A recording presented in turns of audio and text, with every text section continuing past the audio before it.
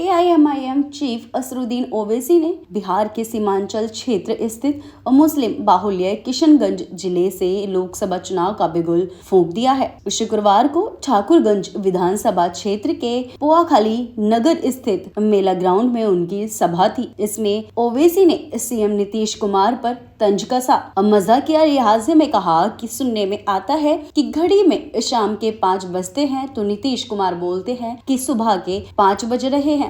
सच क्या है मुझे नहीं मालूम। ओवैसी ने सीएम नीतीश कुमार पर हमला भी बोला। उन्होंने कहा कि पाला बदलने में नीतीश कुमार गिरगिट से कम नहीं है। गिरगिट जिस तरह से रंग बदलता है ठीक उसी तरह नीतीश कुमार भी कभी राजद कभी भाजपा की तरफ पलटा पलटी करते रहते हैं। उनकी पलटू नीति से गिरगिट भी शर्मा जाए। उन्होंने कहा कि बिहार में एनडीए की सरकार है। तेजस्वी से पूछेंगे तो बोलेंगे कि चाचा हमको छोड़कर क्यों गए, नहीं मालूम। नीतीश कुमार से पूछेंगे तो जुबान चाप कर बोलेंगे कि हम अब कहीं नहीं जाएंगे। लोगों को संबोधित करते हुए कहा कि आपने जिन्हें वोट दिया है उन्होंने आपकी पीठ पर छुरा घोंपा है। ओवैसी ने कहा कि इसके लिए नीतीश कुमार के साथ साथ तेजस्वी यादव और पीएम नरेंद्र मोदी जिम्मेदार हैं। तीनों पलटूराम सत्ता के लिए कुछ भी कर जाते हैं। हमारे 4 विधायकों को तोड़ लिया। सीमांचल से मुसलमानों की एक लीडरशिप बढ़ रही थी मगर झूठ बोलकर हमारे विधायकों को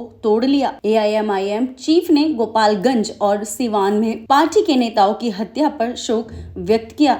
साथ ही बिहार सरकार से इस वारदात में शामिल लोगों को कड़ी से कड़ी सजा देने की मांग भी की। आइए सुनवाते हैं क्या कुछ कहा AIMIM चीफ असरुद्दीन ओवैसी ने। और भी कई पार्लियामेंट की सीट पर इंशाअल्लाह ताला हम सोच और विचार कर रहे हैं, क्योंकि हम जान चुके हैं कि तुम बीजेपी को नहीं रोक सकते। मोदी को अगर कोई रोक सकता है तो इंसाफ पसंद लोग रोक सकते हैं। ये मिलावटी ये मिले हुए लोग नहीं रोक पाएंगे।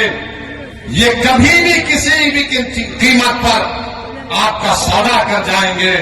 तो हम आपसे अपील कर रहे हैं कि अपने मुत्तहिद रहिए, मजलिस को मजबूत रखिए, क्योंकि मगरिब का वक्त भी होने जा रहा है। हम आपसे आपके वोटों से मुंतखब शुदा, आपकी दुआओं से मुंतखब शुदा 4 विधायक को उन्होंने खरीद लिया। अब बताइए कौन जिम्मेदार है अगर आज बिहार में बीजेपी की सरकार है। तेजस्वी से पूछेंगे तो तेजस्वी बोलेंगे चाचा हमको छोड़कर चले गए। नीतीश कुमार से पूछेंगे तो अल्फाज चाप चाप कर बोलेंगे हम मर भी गए तो नहीं जाएंगे, अब कह रहे हैं कि हम यहीं रहेंगे। यानी नीतीश कुमार अगर गिरगुट और नीतीश कुमार को सामने रखा जाए तो गिरगुट कहेगा कि मुझे इससे शर्म आती है।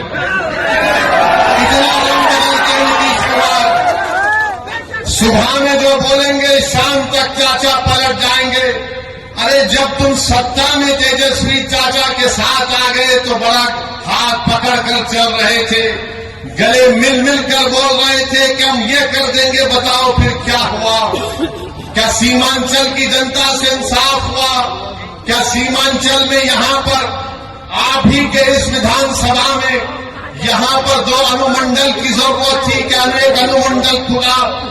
10वीं जमात के इम्तिहानात चल रहे, हमारे बच्चों को तकलीफ होती है, यहाँ की जनता को तकलीफ होती है, मगर सिर्फ खेल सत्ता का है और सिर्फ कोशिश यही होगी कि कहीं से भी किधर से भी सीमांचल की जनता से इंसाफ न हो।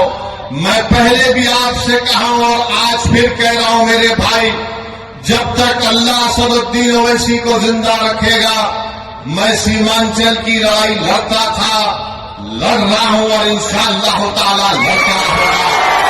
सीमांचल हो जाता है।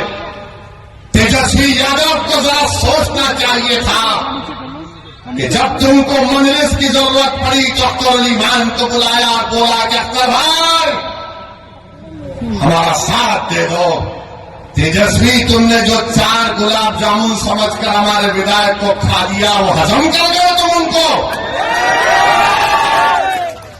क्या किया तुमने उन 4 का?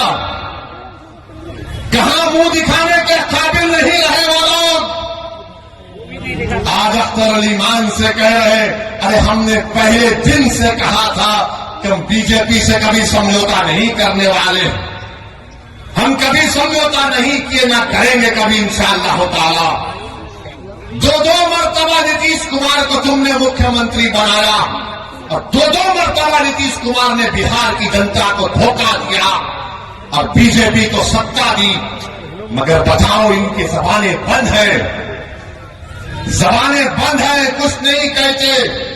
मगर मेरे अजीज दोस्तों और बुजुर्गों, हम आपसे सिर्फ यही अपील करने आए हैं कि आने वाले लोकसभा के चुनाव में नरेंद्र मोदी के 370 का वो जो दावा कर रहे हैं, उसको रोकने के लिए, सेकुलरिज्म को हकीकी कामयाबी दिलाने के लिए, सीमांचल में इंसाफ की लड़ाई लड़ने के लिए, बिहार के गरीब और मजलूमों के ताकतवर आवाज को पार्लियामेंट में पहुंचाने के लिए, वतन अजीज के गरीब और मजलूम अकलियतों की आवाज को बिहार से पार्लियामेंट तक भिजाने के लिए हम आपसे ये अपील करने आए हैं, गुजारिश करने आए हैं कि आप अब की बार मजलिस को वोट दीजिए।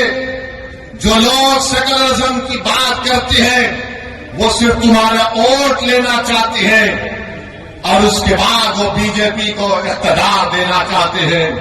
तो हम आपसे अपील कर रहे हैं कि आने वाले लोकसभा के चुनाव में आप मुत्तहदा तौर पर अपने वोट का इस्तेमाल करते हुए अपनी आवाज को लोकसभा तक भिजाइए ताकि आपके इत्तेहाद